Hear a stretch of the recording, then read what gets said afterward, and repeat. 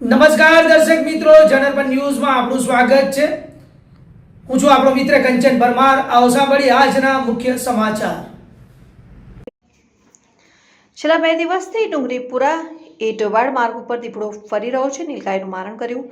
26 જાન્યુઆરીની મધરાત્રે નીલગાયના બચ્ચાનું દીપડાએ મારણ કર્યું અને આજે સાંજે તે જગ્યા ઉપર દીપડાએ પુનઃ દેખા દેતા ડુંગરીપુરા ગામે દહેશતનો માહોલ સર્જાયો। દેસર તાલુકાના ડુંગરીપુરા એટવાડ માર્ગ ઉપર આવેલ તખતસિંહ પ્રભાતસિંહના તમાકુવાડા ખેતરમાં દીપડાએ દેખા દેતા ગામમાં ગભરાટ ફેલાયો હતો। તખતસિંહ બારિયા તેઓના ખેતરમાં કાચું મકાન બનાવીને રહી ગાય ભેંસ અને વાછરડા રાખીને તેઓનું ગુજરાન ચલાવે છે અને તારીખ 26મી જાન્યુઆરીની મધરાત્રે તેઓના તમાકુવાડા ખેતરમાં નીલગાયના બચ્ચા ઉપર દીપડાએ હુમલો કર્યો હતો। નીલગાયના બચ્ચાએ ઘડીકભર બુમરાણ મચાવતા ઘરમાં સૂતેલા તખતસિંહના પત્ની આનંદીબેન બારિયા ઊંઘમાંથી જાગી પોતાના તમાકુવાડા ખેતરમાં બેટરી મારીને જોતા તમાકુના ખેતરમાં વિચિત્ર ગભરાઈ જવાય તેવો અવાજ આવતા તેઓ ગભરાઈને પોતાના ઘરમાં ભરાઈ ગયા। તેઓના પતિ તખતસિંહ ઇટવાડા ગામે ભજનમાં ગયા હતા અને તેઓને ફોન કરી જાણકારી આપતા તાત્કાલિક તેઓ ઘરે પહોંચી તમાકુવાડા ખેતરમાં જોતા નીલગાયના બચ્ચાને દીપડાએ ફાડી નાખ્યું હતું।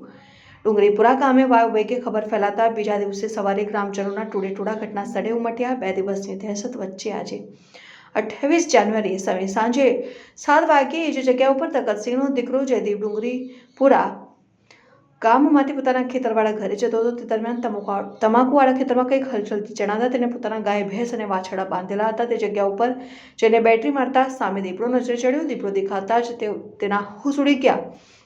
તેના ઉપર હુમલો કરે તે પહેલા તે ભાગીને ઘરમાં ઘૂસી ગયો। ખેતરવાળા ઘરે બુમરાણ થતા આજુબાજુના ખેતરોમાં રહેતા ખેડૂતો અને ડુંગરીપુરાના ગ્રામજનો મોટી સંખ્યામાં લાકડીઓ લઈને ઉમટી પડ્યા। છેલ્લા કેટલાક સમયથી ડેસર અને સાવલી તાલુકામાં દીપડો દેખાય નહીં હોવાની ચર્ચાઓ ચાલી રહી છે, પરંતુ વન વિભાગ દ્વારા તેને ઝડપવા માટે અત્યાર સુધી કોઈ યોગ્ય કાર્યવાહી કરાઈ નથી। ડેસરના ડુંગરીપુરા ખેતરવાડી જગ્યા ઉપર પિંજરું મૂકીને આ દીપડાને ઝડપી પડ્યા તેવી ડુંગરીપુરા ઇટવાડ હિંમતપુરા ત્રાસિયા કોઠારા ડેસર પાકટીપુરાના ગ્રામજનોની માંગણી છે। જ્યાં સુધી દીપડો નહીં ઝડપાય ત્યાં સુધી ઉપરોક્ત ગામડાઓમાં દહેશતનું વાતાવરણ સર્જાયું રહેશે।